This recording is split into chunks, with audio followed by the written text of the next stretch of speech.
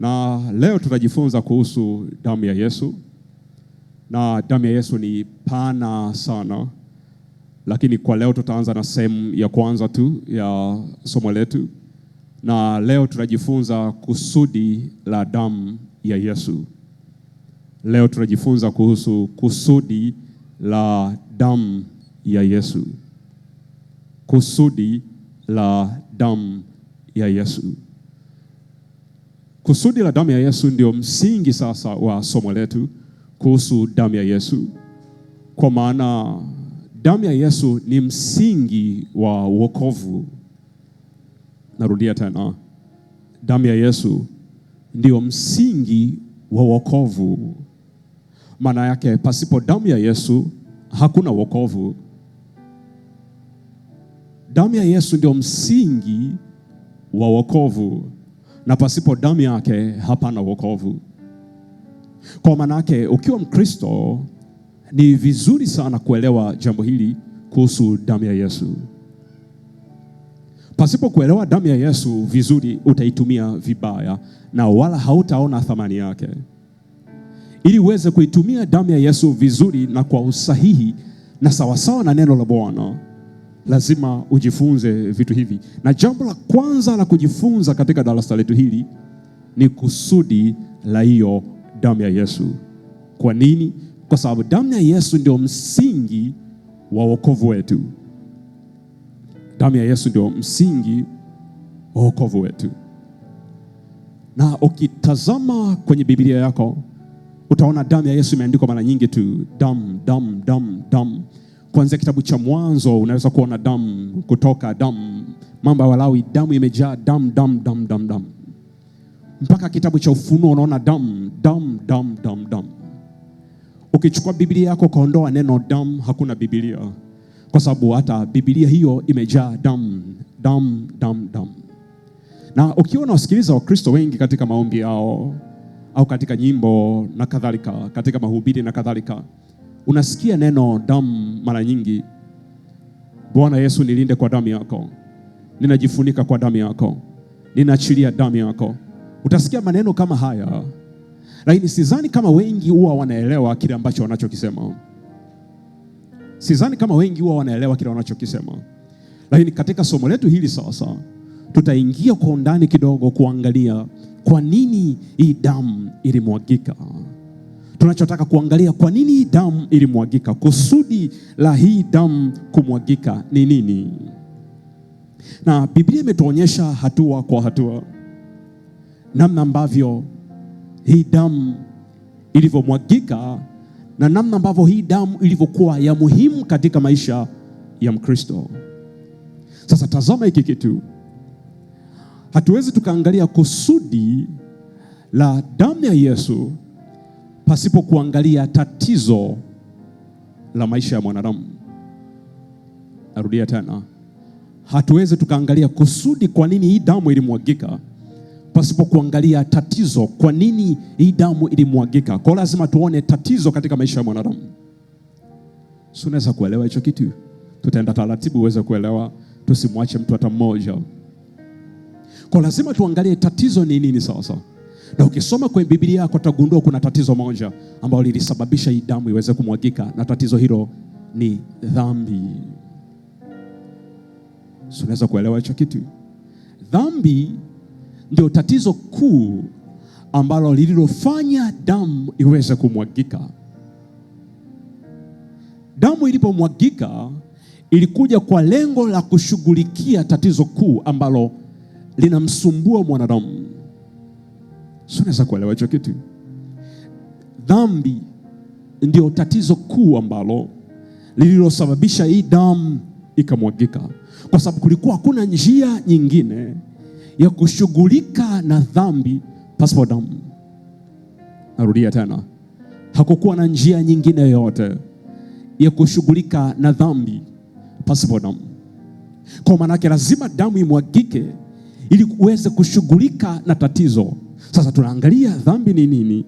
Ukisoma kwa Biblia hako, Biblia inaongelea dhambi ni uasi. Ngoja tuangalie hapa. Kitabu cha waraka wa kwanza Yohana. Alikuonyesha hapa kidogo, afu tuende taratibu uweze kuelewa hiki kitu. Kitabu cha waraka wa kwanza Yohana sura ya 3 mstari wa 4. Neno la Bwana linasema, kila atendaye dhambi afanye uasi, kwa kuwa dhambi ni uasi. Kwa maana yake kila anayefanya dhambi anafanya uasi. Tazama hicho kitu. Narudia tena uweze kuelewa hiki kitu. Biblia inasema kila anayefanya dhambi au kila anayetenda dhambi anafanya uasi. Kwa nini? Kwa kuwa dhambi ni uasi. Sasa tazama, Biblia inatuambia dhambi ni uasi. Sasa maana yake ni nini sasa? Biblia inaposema dhambi ni uasi, maana yake dhambi si matendo mabaya tu. La hasha. Dhambi ni uasi ndani ya moyo wa mtu. Sio, unaweza kuelewa hiki kitu? Nirudie tena na tena na tena uweze kuelewa hapa. Dhambi si kufanya matendo mabaya tu, bali ni uasi juu ya mapenzi ya Mungu ndani ya moyo wa mtu. Kwa dhambi haianzi kwenye matendo, dhambi inaanzia kwenye moyo. Haleluya. Narudia tena. Dhambi haianzi kwenye matendo, dhambi inaanzia ndani ya moyo. Kwa nini? Kwa sababu mwanadamu alipozaliwa, alizaliwa katika dhambi, akiwa na asili ya dhambi, sio akiwa na asili ya utakatifu. Ndio maana Daudi anasema katika Zaburi ya 51 kwamba na mimi nilizaliwa hatiani, nilizaliwa katika uovu. Kwa maana yake mwanadamu anapozaliwa, ndani yake kuna uasi. Uasi juu ya nani? Uasi juu ya Mungu, uasi juu ya neno lake, uasi juu ya mapenzi yake, uasi juu ya sheria ya Bwana ndani ya huyo mwanadamu. Hapo kabla hajafanya kitu chochote, ndani yake kuna uasi. Ndio unaweza ukashangaa mtoto mdogo anaua, mtoto mdogo unajiuliza hiki kitu kimetoka wapi? Mtoto mdogo ana wivu, mtoto mdogo anasema uongo, unajiuliza hiki kitu kimetoka wapi? Ni kitu ambacho alichozaliwa nacho. Sio, unaweza kuelewa hicho kitu? Ndio maana Biblia inatuambia hapa dhambi ni uasi. Sasa ngoja nikuonyeshe hapa kitu kimoja katika kitabu cha Yakobo sura ya kwanza mstari wa 14. Kitabu cha Yakobo sura ya kwanza mstari wa 14 mpaka 15. Neno la Bwana linasema, lakini kila mmoja hujaribiwa na tamaa yake mwenyewe, huku akivutwa na kudanganywa. Alafu ile tamaa ikiisha chukua mimba, huzaa dhambi, na ile dhambi ikiisha kukomaa, huzaa mauti. Sasa tazama, dhambi inavyofanya kazi, inaanzia kwenye moyo na ipo ndani ya moyo, haiko nje. Sasa tazama anachosema, alafu ile tamaa ikiisha kuchukua mimba, inazaa dhambi. Kwa maana ile tamaa ambayo iko ndani ya mtu aliyozaliwa nayo, inavyoendelea kukua ndani ya moyo wa mtu, kuna vitu inazaa. Kwa sababu kabla ya dhambi lazima kuna kitu kingine kinaanza. Biblia inasema kinaitwa tamaa.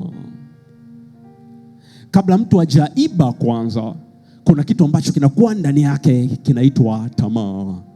Na hiyo tamaa ikiendelea kukaa na kukaa, ikaachwa, inazaa kitu kingine kinaitwa dhambi. Na hiyo dhambi pia ikichukua mimba, ikakaa, inaleta kitu kingine kinaitwa mauti. Kwa hiyo maana yake ni nini? Ni rahisi. Tamaa inamuita dhambi na dhambi anamuita mauti. Kwa maana yake palipo na tamaa, maana yake kuna mauti mbele yake. Siweza kuelewa hicho kitu. Narudia tena. Tamaa anamuita dhambi na dhambi anamuita mauti. Kwa maana yake kama tamaa ikiruhusiwa ikachukua mimba, ikakomaa, jua itazaa kitu kingine kinaitwa dhambi. Na hiyo dhambi ikiendelea kuachwa, inazaa kitu kingine kinaitwa mauti. Sasa mauti ni nini sasa hapa? Kuna aina nyingi tu za mauti. Kuna mauti ya kimwili huu, kuna mauti ya kiroho, kuna mauti ya pili. Sitaki kuongelea huko, lakini Biblia imetuambia kwamba kuna mauti, na haya mauti yanazaliwa na kitu kinaitwa dhambi. Sasa ndio maana damu ya Yesu ilimwagika.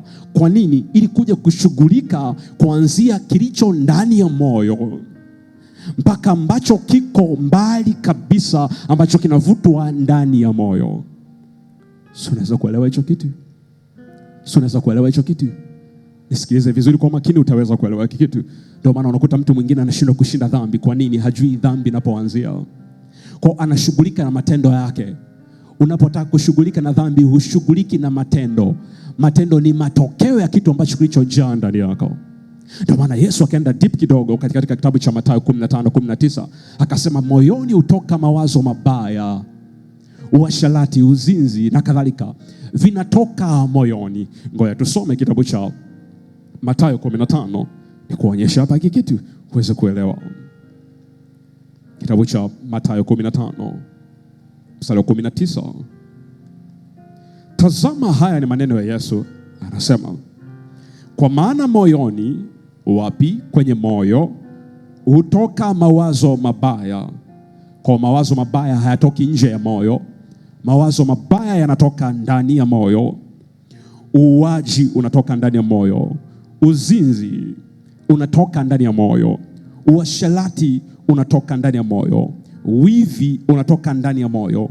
Ushuhuda uongo unatoka ndani ya moyo. Matukano yanatoka ndani ya moyo. Kwa kile ambacho sisi tunakiona nje si tatizo, tatizo liko ndani ya mtu. Na hapa ndipo unakuta mtu anashughulika na tabia zake badala ya kushughulika na moyo wake. Anaacha leo na baada ya mwezi mzima anarudi kule alikotoka. Kwa nini? Kwa sababu ameshughulika na matawi, hakushughulika na mzizi. Mzizi sio tabia yako mbaya, mzizi ni moyo wako. Kwa sababu hivyo vyote ambavyo unaviona na unahangaika navyo uvishinde, havijaanzia nje, vimeanza mbali sana. Vimeanza wapi? Ndani kabisa ya vilindi vya moyo wako. Na hapa ndiyo sababu neno la Mungu ni la muhimu katika maisha ya mwanadamu. Neno la Mungu ni la muhimu katika moyo wa mwanadamu. Kwa nini? Kwa sababu neno la Mungu, unapokuwa unasoma neno la Mungu, linazama kabisa ndani ya moyo wako na linaenda kushughulika na kila kitu kilicho ndani ya moyo wako. Usiwe na haraka kubadilisha tabia mbaya ambayo wewe uko nayo, bali kaa magotini kwa Bwana na Bwana ashughulike na moyo wako. Ndio maana Mungu anawaambia wana wa Israeli katika kitabu cha Ezekieli 36:26, Mungu anaahidi, nitaondoa moyo mgumu wa jiwe ndani yenu, nami nitaweka moyo wa nyama uliopondeka. Maana mwanadamu kwa asili na moyo mgumu ndani yake, moyo usio na huruma, moyo usio na upendo uko ndani yake. Na pale Mungu anapomwokoa mtu, Mungu anaanza kushughulika na moyo wa mwanadamu. Unaweza kuelewa hicho kitu? Yesu kabla hajashughulika na tabia yako mbaya, anaanza kushughulika na moyo wako. Ndio maana Daudi alipotenda dhambi, alipokuwa naomba katika sala yake Zaburi ya 51 mstari wa 10, Daudi anaomba anasema, Mungu uniumbie moyo safi na uifanye upya roho iliyotulia ndani yangu. Hakuanza kuombea matendo yake kwanza, alienda direct kwenye moyo wake. Anasema, Mungu niumbie moyo safi na uifanye upya roho iliyotulia ndani yangu. Unaweza kuelewa hicho kitu? Ukijiona wewe huwezi kuomba, jambo halijaanzia nje, jambo limeanzia ndani kabisa ya moyo wako. Huwezi kufunga, jambo halijaanzia nje, limeanzia ndani kabisa ya moyo wako. Na huku ndiko tatizo lilipo sasa kwenye moyo wa mwanadamu. Kwa ndio maana shetani alipotaka kupollute dunia hii, alienda direct kwenye moyo wa mwanadamu. Na huko akakaa. Na huko anakaa hatua kwa hatua na stage kwa stage.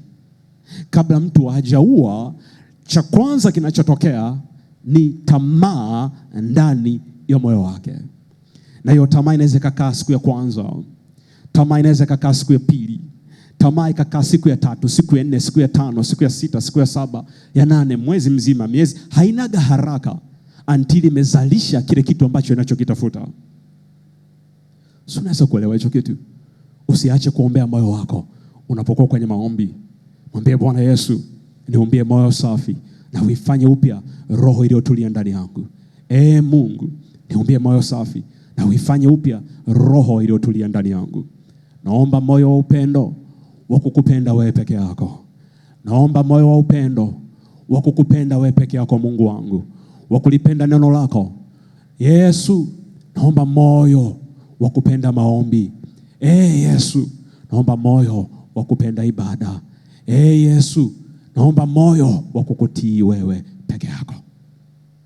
Utakapokuwa unaomba namna hiyo, maana unaruhusu Roho Mtakatifu na neno lake lishughulike kabisa ndani na moyo wako. Unaweza kuelewa hicho kitu? Kwa kama kitu chochote unashughulika nacho ni dhambi, imefunga maisha yako na hujui nini cha kufanya, anza na moyo wako. Unapoenda mbele za Bwana, mwambie Bwana, moyo wangu uko wazi mbele zako, nifanye vile wewe upendavyo. Ondoa Bwana Yesu kitu ambacho chochote kisichofaa ndani ya moyo wangu.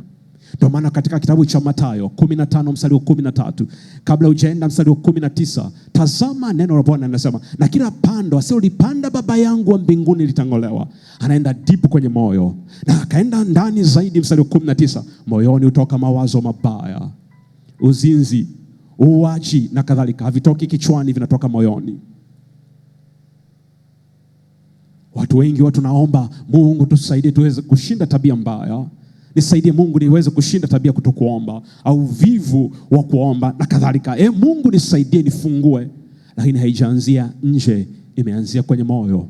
Unapoenda mbele za Bwana, mwambie Bwana, moyo wangu uko wazi mbele zako. Ondoa uvivu wa kuomba ndani yangu. Ondoa uvivu wa kutokuamka usiku kuomba. Ondoa uvivu wa kuamka usiku kuomba. Ondoa Bwana. Na huyo Mungu wa mbinguni utaona anashughulika na moyo wako. Kuna kiu ya dhambi ilikuwa imefunga moyo wako. Kiu ya dhambi haianzi nje, inaanzia ndani kidogo kidogo. Unapoenda mbele za Bwana kuomba, mwambie Bwana, ondoa kiu ya dhambi ndani ya moyo wangu. Ondoa kiu ya dhambi ndani ya moyo wangu. Weka kiu yako ndani ya moyo wangu. Kiu ya kukutafuta wewe Bwana kwa bidii. Kiu ya kukupenda Bwana kwa bidii.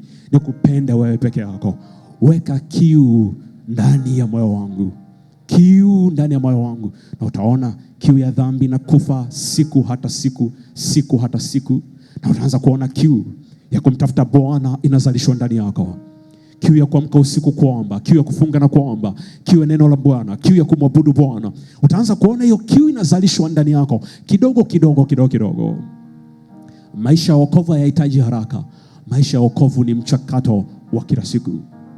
Kwa lazima umruhusu daktari ambaye ni Yesu Kristo, tabibu, afanye operation kwenye moyo wako. Kwa nini? Kwa sababu sisi tumekuwa busy mno na shughuli zetu. Tumeshindwa kumwachia huyu Roho Mtakatifu muda wa kushughulika na mioyo yetu. Unaweza kuelewa hicho kitu? Wakati mwingine unapoenda kwenye maombi yako, usiombe hata chochote siku nzima. Yaweza kuwa umefunga, hauko kwenye maombi ya kawaida, uko kwenye maombi yako chumbani kwako. Mwambie tu Bwana Yesu, moyo wangu uko wazi mbele zako.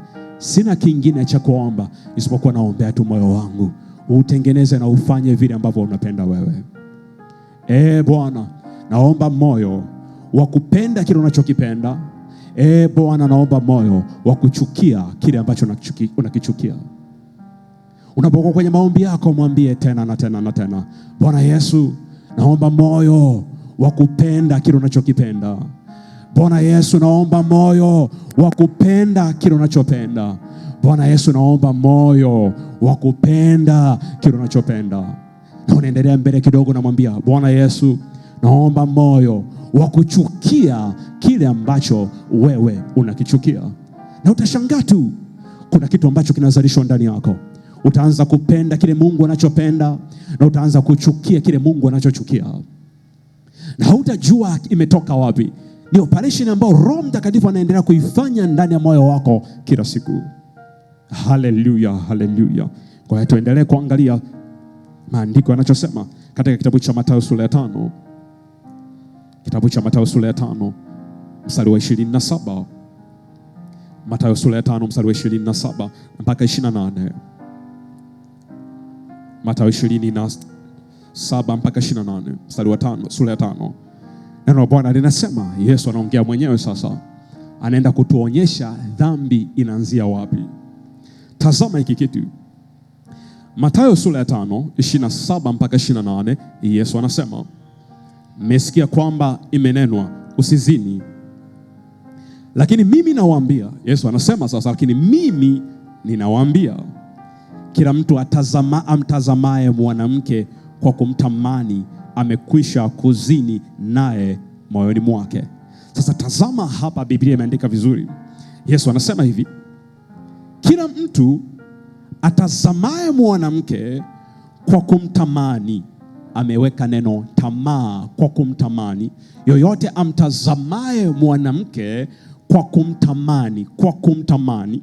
Hapa aongelee nje, anaongelea moyo, kwa maana tamaa iko ndani ya moyo. Kwa huyu mtu kabla hajafanya tendo lolote, tazama tatizo lilipo hapa. Kabla mtu hajafanya tendo lolote, dhambi inaanzia ndani ya moyo. Ndio maana anasema mtu yote amtazamaye mwanamke kwa kumtamani, akamtamani. Tazama Biblia inachosema hapa. Kila mtu atazamaye mwanamke kwa kumtamani, tamaa, amekwisha kuzini naye moyoni mwake. Hapa hawajaenda gesi kulala pamoja. Hapa hawajakutana kimwili. Hapa ni huyu mtu amemtazama huyu mwanamke ndani ya moyo wake, pasipo hata huyo mwanamke kujua. Kuna watu wengi wamezini na watu hata pasipo kujua. Unatembea barabarani, kijana amekutazama, akakutamani, akazini na wewe ndani ya moyo wake, pasipo hata kukutana kimwili na wewe. Unaweza kuelewa hicho kitu? Sasa tazama Yesu anachosema sasa. Yesu anasema hivi, mtu yoyote atakayemtazama mwanamke kwa kumtamani amekwisha kuzini naye ndani ya moyo wake. Kwa maana yake dhambi haianzi nje, dhambi inaanzia ndani kwenye moyo. Nilienda shule fulani miaka kadhaa iliyopita. Kuna kijana mmoja akaniuliza swali, akaniambia, mtumishi, je, kuangalia picha chafu za ngono ni dhambi? Nikamjibu tu jibu rahisi. Nikamwambia, umeuliza swali hilo kwa nini? Kwa sababu unafikiri uzinzi ni kukutana na mwanamke au mwanamume na kutembea naye kimwili. La hasha, Biblia inasema hivyo. Yesu asemi hivyo. Yesu anasema ukimtazama mwanamke na ukamtamani, umekwisha zini naye ndani ya moyo wako. Kwa maana mtu anapotazama picha chafu namna hii na anazini ndani ya moyo wake, unaweza kuelewa hicho kitu? Pasipo hata kukutana na huyo mwanamke au huyo mwanamume, anakuwa nazini ndani ya moyo wake. Kwa nini Yesu aliongea statement hii? Yesu alikuwa anatuonesha ukubwa wa tatizo, jinsi tatizo lilivyo. Sio la nje tu. Ndio maana kuta watu wengine wanapambana kuacha tabia fulani, unajihangaisha tu. Tatizo haiko kwenye tabia fulani, tatizo liko ndani ya moyo. Unaweza kuelewa hicho kitu? Kwa nikupe mfano huu. Unaweza usiibe, usizini na kadhalika, lakini mwenzako akanunua kitenge na nje ukatabasamu, ukasema, ubarikiwe mpendo, ubarikiwe, umenunua kitenge kipya, Mungu akubariki, akuongezee zaidi. Lakini ndani ya moyo wako umeumia. Kwa nini yeye? Kwa nini yeye? Kwa nini yeye? Unaweza kuelewa hicho kitu? Nje mpendo, Mungu akubariki, Mungu akubariki, Mungu akubariki. Lakini ndani ya moyo wako unasema, kwa nini? Kwa nini? Kwa nini? Kwa nini? Kwa nini? Rafiki yako amenunua kiwanja, amekuja kushuhudia kanisani, Mungu ni mwema, amenipatia kiwanja. Nje unashangilia, unasema amina, amina, amina, amina, amina. Nje na sisi tunakuona fulani amefurahia, fulani kubarikiwa. Lakini ndani ya moyo wako unasema, kwa nini? Kwa nini? Kwa nini? Kwa nini? Mungu hata kiwanja chake kipotee na kadhalika. Wewe ni binti au kijana na upo kanisani, binti mwenzako amechumbiwa, wenzako wanashangilia fulani amepata mchumba, na wewe unasindikiza fulani amepata mchumba. Haleluya, haleluya, fulani amepata mchumba, fulani amepata mchumba, unashangilia. Lakini moyoni unasema, tutaona kama watadumu, tutaona kama watadumu, wataachana tu. Ndani ya moyo wako kuna uasi unaendelea juu ya mapenzi ya Bwana. Yaweza kuwa kuna chochote ambacho umetenda, lakini ndani ya moyo wako kuna wivu, ndani ya moyo wako kuna husuda, ndani ya moyo wako kuna chuki, ambayo hiyo ndio tatizo ambayo inakurudisha nyuma kwenye maisha yako. Nilikuwa naangalia mahali fulani, nikajiuliza swali, kwa nini wakati mwingine mabinti wanachelewa kuolewa? Kwa nini mabinti wakati mwingine wanachelewa kuolewa? Na nikaja nikagundua jambo moja hapa. Mabinti wengi, mwingine anapoolewa au anapochumbiwa, wengi wanakuwa na moyo wa namna hii. Na wengine wanataka hata kuharibu mahusiano ya rafiki yake, na wengine wanaweza kuharibu kabisa hata yale mahusiano na kadhalika. Lakini pamoja ameweza kuharibu mahusiano ya mtu fulani au ndoa ya mtu fulani, bado anaenda mbele za Bwana, analia, Bwana nikumbuke, nipe mume mwema. Na Mungu anampa mgongo namna hii, hamtazami tena, ananyamaza kimya. Kwa nini? Unachotaka utendewe na wengine, tenda kwanza. Hiyo ndio kanuni. Unataka Mungu akupe wa kwako, Mungu anapokuwa anabariki wa wengine, mshangilie yeye, tukuza jina lake, sifu jina lake. Ukisema hakika ni Bwana anayejibu na wa kwangu anakuja, utaona Mungu akikufungulia milango na wewe pia. Mwenzako anapopata kiwanja, wewe shangilia. Usiwe na moyo wa namna hii wa kutu, usiwe na moyo wa namna hiyo, usiwe na wivu, usiruhusu tamaa mbaya ndani ya moyo wako. Usiruhusu husuda, kwa sababu hiyo inakuwa ina block maisha yako, ina block wewe usiendelee mbele. Mtu mwingine Mungu anapomfanikisha, ukiona fulani ana furaha na mume wake na mke wake, fulani umeona wamejenga, wamenunua gari jipya, shangilia, mshukuru Bwana, kwa maana la kwako linakuja tu.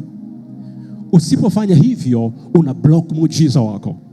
Na unaweza ukawa unapiga makelele mbele za Bwana, Bwana nikumbuke, Bwana naomba mume mwema, mke mwema. Unaona milango imenyamaza kimya, mbingu imenyamaza kimya. Unajiuliza, kwa nini? Sijazini, sijaiba, sijafanya nini? Kumbe tatizo ni moyo wako. Tunapoenda mbele za Bwana kuomba, tatizo sio Mungu kujibu maombi yetu, tatizo ni mioyo yetu. Hatujaiposition kwenye sehemu ambayo Mungu anaweza kutujibu maombi yetu. Tatizo ni mioyo yetu. Sio, unaweza kuelewa hicho kitu? Tatizo ni mioyo yetu. Yaweza kuwa wewe ni binti, umefikisha miaka 30, 31, 32, 33, 34, 35. Unajiuliza, mbona Mungu wa kwangu haji? Unapoenda kwenye maombi yako, mwambie Bwana Yesu, chunguza moyo wangu na unijue. Chunguza mawazo yangu na uyajue. Ujue wapi nilipokosea ndani ya moyo wangu, sio nje. Chunguza moyo wangu, unichunguze Bwana Yesu,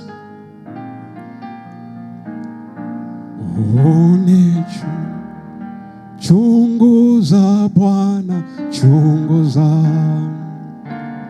unichunguze Bwana Yesu, nakuomba unichunguze. Kwa tatizo letu kubwa liko kwenye ndani ya moyo. Wakati mwingine tunashangaa labda watoto wetu wafanye vizuri darasani. Unajua kwa sababu gani? Kwa sababu kuna mtoto fulani mwingine anafanya vizuri na moyo wako umeumia. Kwa nini watoto wa fulani tu? Kwa nini watoto wa fulani wanaoa? Kwa nini watoto wa fulani wanaolewa? Wa kwangu hamna. Mungu waharibikiwe, wafeli, wafanye vibaya na kadhalika. Hivyo vitu vinageuka, vinakuja kwako. Ndio maneno ya Bwana linasema katika kitabu cha Methali, yoyote anayemuombea mwenzake mabaya hayataondoka nyumbani mwake. Sio, unaweza kuelewa hicho kitu? Ili kuangalia kitabu cha Methali sura ya 8 na kuonyesha tatizo lililopo ndani ya moyo wetu.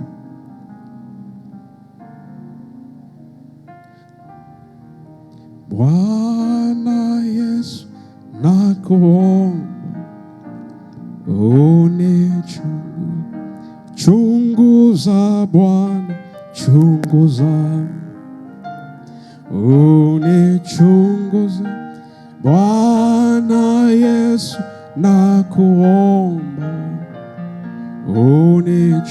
Kwa tuangalie Mithali 17 mstari wa 13. mstari upo kwenye Mithali sura 17 mstari 13. Neno la Bwana linasema, yeye arudishaye mabaya badala ya mema, mabaya hayataondoka nyumbani mwake. Yeye arudishaye mabaya badala ya mema, mabaya hayataondoka nyumbani mwake. Mabaya hayataondoka nyumbani mwake. Watendee wengine mema. Watendee mema. Hata wale ambao wanakutendea mabaya, Biblia inasema watendee mema. Utakapolipa mabaya au kuonea wivu wengine, kuonea husuda wengine, kuwasema vibaya kwa sababu Mungu amewabariki, mabaya hayataondoka nyumbani kwako. Ndio maana wakati mwingine tumerudisha mabaya kwa watu, wametutendea mema, tumerudisha mabaya. Unaona cancer ziondoke kwenye nyumba zetu, high blood pressure ziondoke kwenye nyumba zetu, na tunajiuliza kwa nini magonjwa yaondoke nyumbani kwetu? Kwa nini? Kwa sababu hiyo tatizo liko ndani ya moyo, ndani ya moyo. Kwa nikuonyesha kitabu cha Warumi sura ya 5 mstari wa 12. Kitabu cha Warumi sura ya 5 mstari wa 12. Kitabu cha Warumi sura ya 5 mstari wa 12. Neno la Bwana linasema, kwa hiyo kwa mtu mmoja dhambi iliingia ulimwenguni, na kwa dhambi hiyo mauti, na hivyo mauti ikawafikia watu wote, kwa sababu wote wamefanya dhambi.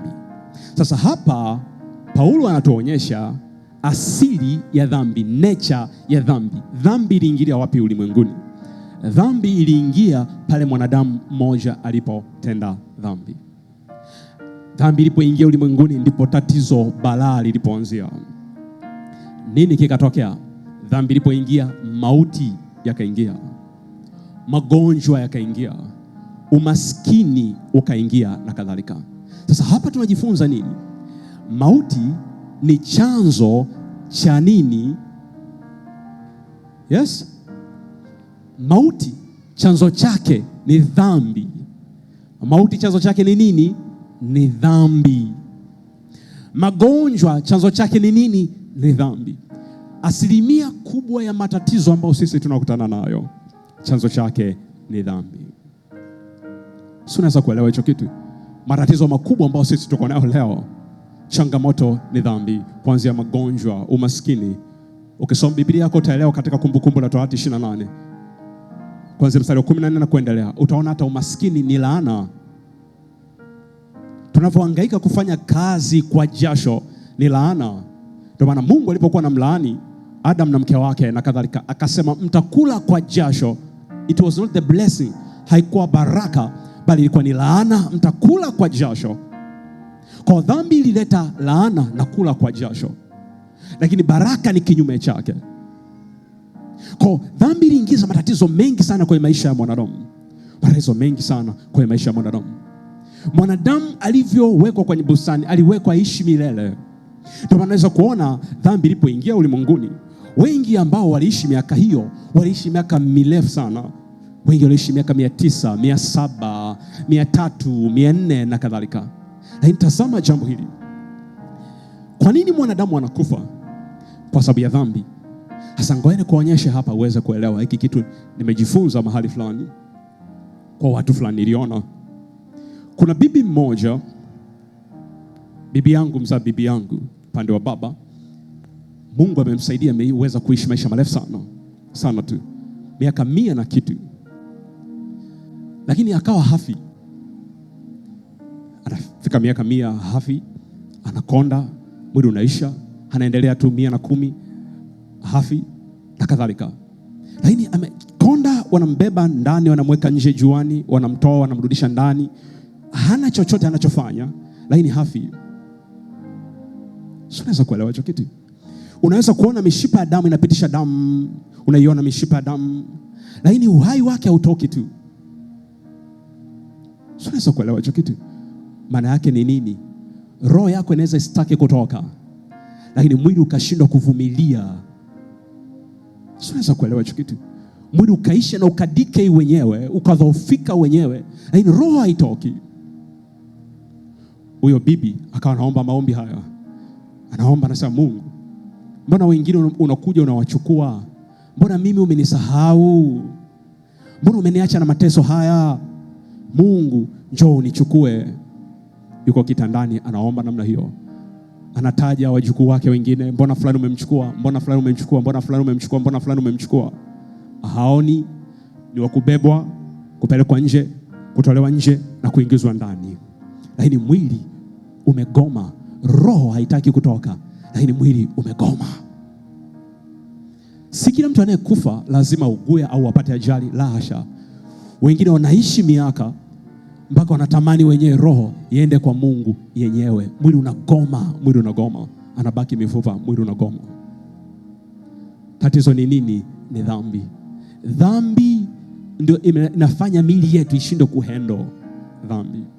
Dhambi ndio inaua miili yetu sisi, dhambi. So unaweza kuelewa hicho kitu. Lakini nini kilichofanyika sasa? Kama dhambi ndio chanzo cha hayo yote, dhambi ndio chanzo cha mauti. Dhambi inatutenganisha sisi na Mungu wetu. Dhambi inatufanya kuwa watumwa wa dhambi. Dhambi inaleta hatia ndani ya mioyo yetu. Dhambi inaleta hukumu ndani ya maisha yetu. Hivyo vyote dhambi inaleta. Sasa kama hayo yote dhambi inaleta, nini cha kufanya sasa hapa? Kama hayo yote dhambi inaleta, nini cha kufanya hapa? Sasa tazama, nikwambie jambo hili moja litakusaidia. Mwanadamu hawezi kujiokoa mwenyewe. Narudia tena, mwanadamu hawezi kujiokoa mwenyewe. Narudia tena, mwanadamu hawezi kujiokoa mwenyewe. Ndio maana kuna watu fulani wanafikiri labda kuhesabiwa haki unahesabiwa kwa sababu hujazini na hujafanya 1 2 3 4. Kuna watu wa duniani wanafanya hayo yote na bado hawataingia mbinguni. Kwa nini? Tunahitaji damu ya Yesu tuweze kupata utakaso. Kwa damu ya Yesu tunahesabiwa haki. Kwa damu ya Yesu tunapata ukombozi wetu. Kwa damu ya Yesu tunakombolewa. Si kwa ujanja wetu, bali ni kwa damu yake, rehema zake na neema yake. Ndio maana wakuta watu wengine wanajitahidi kwa nguvu zao kujiokoa, kuacha dhambi kwa nguvu zao, na mwisho wanachoka. Wengine mpaka wanajiua kama Yuda Iskarioti.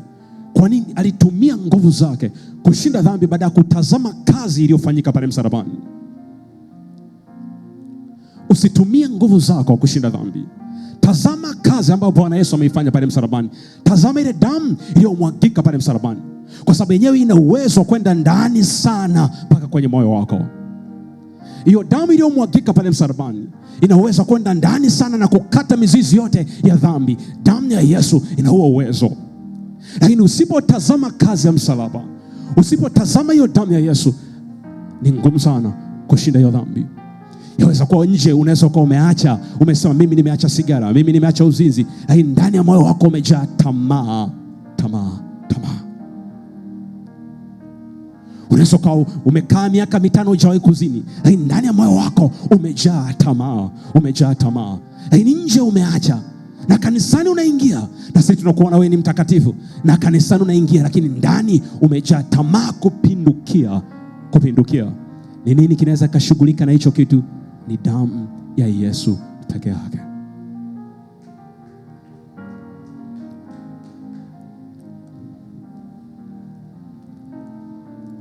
Kwa tunajifunza nini sasa? Hakuna njia nyingine yoyote ya kumwokoa mwanadamu isipokuwa kwa damu ya Yesu Kristo pekee yake. Hakuna njia nyingine ya kumwokoa mwanadamu au kumuondoa mwanadamu kwenye dhambi. Hakuna njia nyingine isipokuwa kupitia damu ya Yesu Kristo pekee yake. Mwanadamu, sheria haiwezi kumwokoa.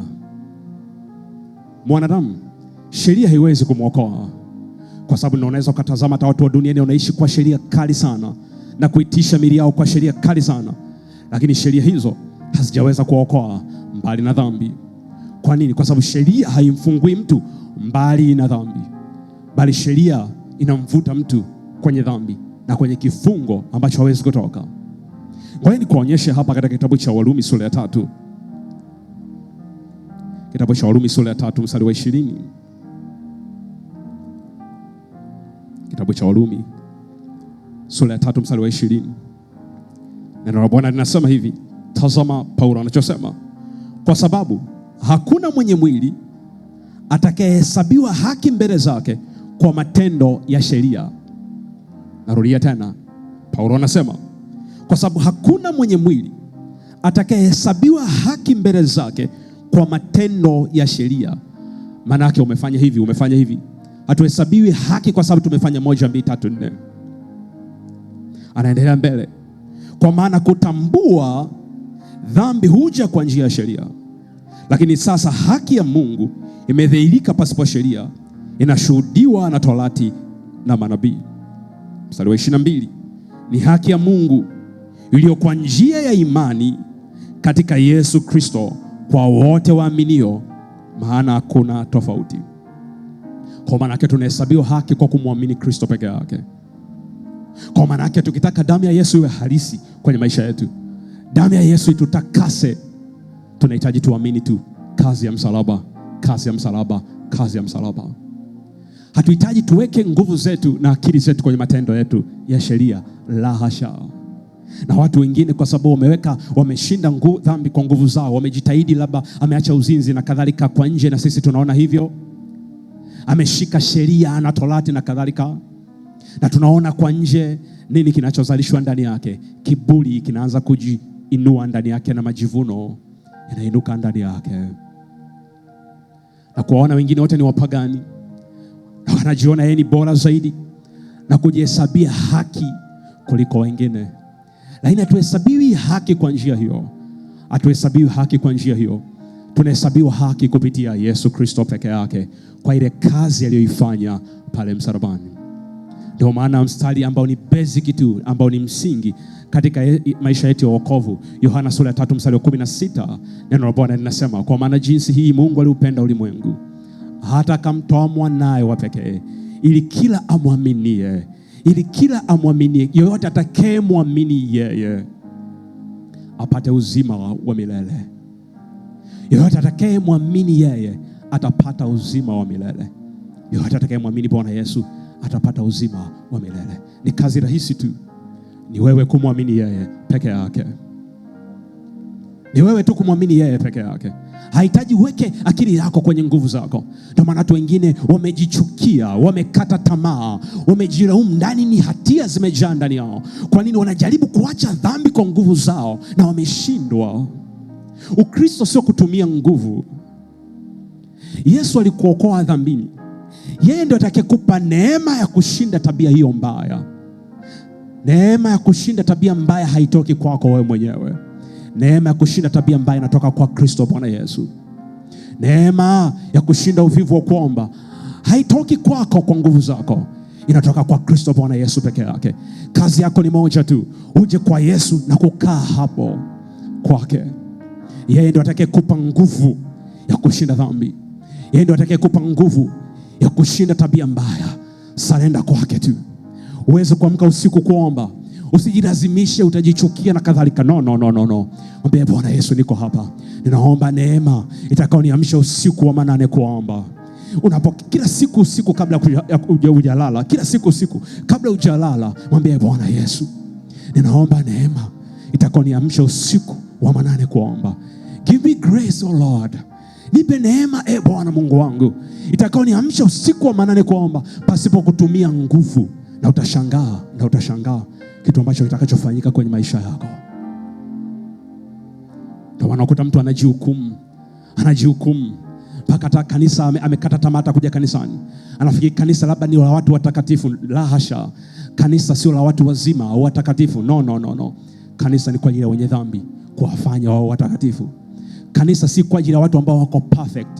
Kanisa ni kwa ajili ya watu ambao wako imperfect, kuwafanya wawe perfect. Kwa wewe ambaye ni dhaifu, Yesu hakuja kwa ajili ya wenye haki. Yesu alikuja kwa ajili ya wenye dhambi. Maana yake alikuja kwa ajili ya wenye dhambi, wale ambao ni dhaifu, kuwafanya wawe na nguvu. Ndio maana neno la Bwana linasema aliye dhaifu aseme mimi nina nguvu, kwa maana hatumii nguvu zake. Kuna nguvu ambaye iko zaidi ya nguvu za kibinadamu, beyond humanity, ambayo inayomwezesha kufanya vitu ambavyo ni extraordinary.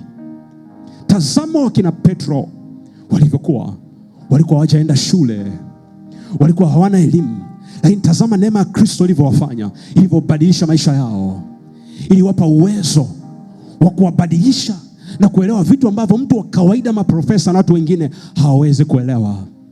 Hata kama hujaenda shule hata darasa moja, tegemea neema ya Kristo Bwana Yesu peke yake, na hiyo neema itakuheshimisha. Hiyo neema itainua watoto wako. Hiyo neema ya Kristo itabadilisha maisha yako, itabadilisha uchumi wako. Mtegemee yeye tu. Mtegemee yeye tu. Mtegemee yeye tu. Mtazame Yusufu, namna ambavyo neema ya Mungu ilivyombadilisha. Ilimtoa kwenye shimo, ndugu walipomkataa na kumtupa kwenye shimo, neema ya Kristo ikamfuata Yusufu ndani ya shimo, ikamtoa. Walipomuuza akawa houseboy kwa nyumba ya Potifa, neema ya Kristo ikaingia ndani ya nyumba ya Potifa, na neema ya Kristo ikawa pamoja naye. Neema ya Bwana Mungu ikawa pamoja naye alipokuwa akifanya kazi katika nyumba ya Potifa kama houseboy. Neema ya Bwana ikawa pamoja naye. Neema ya Bwana haikumwacha. Aliendelea kumtazama Jehova peke yake, hakumwacha. Akasingiziwa kesi ya kubaka na mama mwenye nyumba, akafikiri dunia ndio imemwacha au neema imemwacha, akawekwa gerezani. Alifikiri gerezani yuko peke yake. Neema ya Kristo iliingia pamoja naye gerezani. Yuko gerezani, anapokula gerezani, anapokula mtama gerezani, anapokula chakula gerezani, neema ya Kristo ilikuwa pamoja naye. Neema ya Kristo ilikuwa pamoja naye. Neema ya Kristo imekaa naye gerezani. Neema ya Kristo ikatafuta mlango wa kumtoa gerezani na kumketisha na wakuu. Neema ya Bwana ikiwa juu yako, itakuketisha na wakuu tu. Neema ya Bwana ikiwa juu yako, haijalishi ni gereza gani ambalo adui amekuweka ndani yake, neema ya Bwana itafungua milango ya magereza na utatoka ndani ya gereza hilo. Mtazama Yesu Kristo peke yake. Tazama Yusufu yumo ndani ya gereza, akajaribu kutumia nguvu zake kuambia wale aliowatafasiria ndoto, mtakapotoka nje mnikumbuke wapendwa, mkitoka nje mnikumbuke, mnikumbuke, mnikumbuke. Walipotoka nje wakamsahau. Yaweza kuwa nawe kwenye maisha yako, uchumi wako umekwama, umewaambia ndugu zako na watu wengine wakukumbuke, mpendwa nikumbuke hata kula sina hela ya kula, na wametoka wamekusahau. Yaweza kuwa ulioshika mkono ukawasaidia wamekusahau. Neema ya Kristo haiwezi kukusahau. Neema ya Kristo haiwezi kukusahau. Itafungua milango tu iliyofunga. Cha msingi ni wewe tu kumtazama Kristo peke yake. Tazama kazi iliyofanyika pale msalabani. Tazama kazi ya msalaba. Tazama kazi ya msalaba peke yake. Yusufu alipoona njia zake zote zimefeli, akawa anamngojea Bwana ndani ya gereza, anamngojea Bwana. Hakufanya jambo lolote, hakutumia nguvu zake tena. Alimtazama Bwana na Bwana akaja akamtokea akiwa gerezani, akiwa gerezani. Neema ya Bwana ikamketisha na wakuu. Neema ya Bwana ikamketisha na wakuu. Mpendwa, neema ya Bwana inaweza kukutoa chini na kukuketisha juu. Kazi yako ni moja tu, kumwamini Jehova kwa moyo wako wote. Kazi yako ni moja tu, kumtumaini Jehova kwa moyo wako wote. Kumtumaini yeye kwa moyo wako wote. Kumtumaini yeye peke yake. Kuna wengine wanaitwa Paulo na Sila, waliwekwa ndani ya gereza. Neema ya Bwana haikuwaacha walipokuwa gerezani. Neema ya Bwana haikuwaacha. Kazi ya msalaba haikuwaacha. Neema ya Bwana walipokuwa usiku wa manane wakiomba, kwa sababu hakuna msaada mwingine au kitu kingine cha kufanya, ni kumtumaini Bwana, kumwimbia Bwana na kumsifu Bwana. Wakaamka usiku wa manane kuomba na kumsifu yeye Bwana. Hawana mtu mwingine wa kuwasemea, hawana wakili mwingine wa kuwatetea. Wakili wao ni Yesu Kristo peke yake. Sio, unaweza kuelewa hicho kitu? Wamesingiziwa, dunia imewasingizia, lakini hawana mtetezi mwingine. Kwa maana Bwana aliwaambia, nanyi mtanyamaza kimya na mimi peke yangu nitawatetea. Nanyi mtanyamaza kimya na mimi peke yangu nitasema kwa ajili yenu. Dunia inapokusema vibaya, ndugu zako na watu wengine wanapokusingizia, usihofu. Nyamaza kimya, nyamaza kimya, na mbingu itasema kwa ajili yako. Usijitetee unapokusingizia, mbingu itasimama kukutetea. Mbingu itasimama kukutetea. Yusufu aliposingiziwa kesi ya kubaka, hakusimama kujitetea. Mbingu ilisimama kumtetea Yusufu. Wakina Petro na Sila, wakina Petro walipowekwa gerezani, Paulo alipowekwa gerezani, wakina Sila walipowekwa gerezani, mbingu ilisimama kuwatetea. Paulo usiku amelala, Sila amelala usiku, Petro amelala usiku, hawajui nini kinatokea, lakini mbingu haikunyamaza kimya. Mbingu ilikuja kuwatetea na kuwatoa gerezani. Mama yangu, mbingu itakutetea. Neema ya Kristo itakutetea. Neema ya Kristo itakutetea.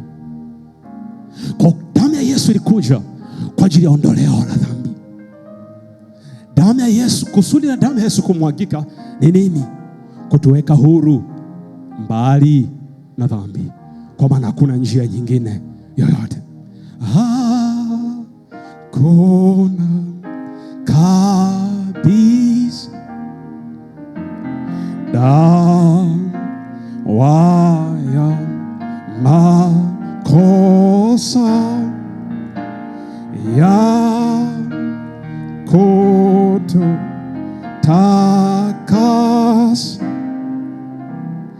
ila damu yake Yesu. Kwa tutazama kitabu cha Tito sura ya 3 mstari wa 5. Tito sura ya 3 mstari wa 5. Neno la Bwana linasema, si kwa sababu ya matendo ya haki tuliyoyatenda sisi. Tazama Paulo anachoandika hapa. Si kwa sababu ya matendo ya haki tuliyoyatenda sisi, bali kwa rehema yake, kwa kuoshwa, kwa kuzaliwa kwa pili na kufanywa upya kwa Roho Mtakatifu. Kwa maana yake hatujahesabiwa haki kwa matendo mazuri ambayo sisi tumefanya, bali kwa rehema yake, kwa kuoshwa, kwa kuzaliwa mara ya pili na kufanywa upya kwa Roho Mtakatifu. Unaweza kuelewa hicho kitu? Unaweza kuelewa hicho kitu? Kwa ni damu ya Yesu tu ndio inayetusaidia sisi.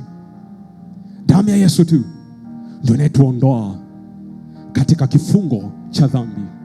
Damu ya Yesu tu ndio inaenda ndani sana katika mizizi ya dhambi na kutuweka huru. Sasa ngoja nikuonyeshe. Mwanadamu alipotenda dhambi lazima alipe gharama, kwa sababu dhambi ina matokeo, ina gharama yake, na gharama yake ni mauti. Sasa mwanadamu alipotenda dhambi lazima alipe gharama, na gharama hiyo ni maisha yake. Lakini tazama, kuna mtu mmoja alikuja kulipa gharama, na huyo mtu anaitwa Yesu Kristo, mwana wa Mungu aliye hai. Sasa tazama hiki kitu. Kwa nini ilikuwa ni muhimu kwa Yesu kumwaga damu yake? Kwa sababu kitazama katika kitabu Agano la Kale, kitabu cha Mambo ya Walawi 17. Kwa nikuonyeshe kitabu cha Mambo ya Walawi 17, tumalizie sasa. Kitabu cha Mambo ya Walawi 17 mstari wa 11. Neno la Bwana linasemaje? Neno la Bwana linasema, kwa kuwa uhai wa mwili u katika hiyo damu, nami nimewapa ninyi hiyo damu juu ya madhabahu, ili kufanya upatanisho kwa ajili ya nafsi zenu. Kwani hiyo damu ifanyayo upatanisho kwa sababu ya nafsi, kwa damu ya wanyama, ya kondoo na kadhalika, iliyokuwa inamwagika, ilikuwa kwa ajili ya kufanya upatanisho kati ya Mungu na mwanadamu. Kwa hiyo Mungu aliweka kanuni ya kulipa gharama ya dhambi kwa kumwaga damu. Ndio maana ukitazama kwenye sheria ya Musa, kila dhambi uliokuwa unaifahamu wewe au unaijua wewe, adhabu yake ilikuwa ni kifo. Maana mtu akizini adhabu yake ni kifo. Mtu akifanya uasherati adhabu yake ni kifo. Mtu akiiba anapigwa mawe anakufa na kadhalika. Mtu akimlaani baba yake, asipomheshimu baba yake, adhabu yake ni kifo. Kwa kifo. Kwa kulikuwa hamna namna nyingine ya kumwokoa mwanadamu isipokuwa damu peke yake. Kwa hiyo katika Agano la Kale wakawa wanatumia damu ya wanyama kwa ajili ya kuleta upatanisho kati ya Mungu na mwanadamu. Lakini Mungu alichofanya sasa, akamleta mwanae wa pekee ili aimwage damu yake kwa ajili ya kuleta upatanisho, kwa ajili ya kuleta upatanisho kati ya Mungu na mwanadamu. Ndio maana kitabu cha Waebrania sura ya 9 mstari 22, neno la Bwana linasema hakuna ondoleo la dhambi pasipo hiyo damu ya Yesu. There is no remission of sin without the blood. Hakuna ondoleo la dhambi pasipo hiyo damu.